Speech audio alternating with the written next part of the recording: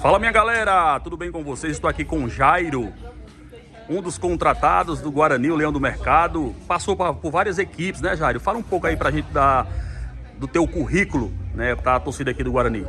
Verdade, prazer, né? Meu nome é Jairo, passei pelo Palmeiras, Figueirense, Guarani, América de Natal, Mirassol, Santa Cruz de Recife. Joguei 3 temporadas no mundo árabe, né? Campinense, River do Piauí, e o último clube que eu tava era o Comercial. É um prazer estar aqui, né? Recebi o convite do presidente, um projeto muito ambicioso, a gente vem para poder ajudar e fazer o Guarani crescer, né?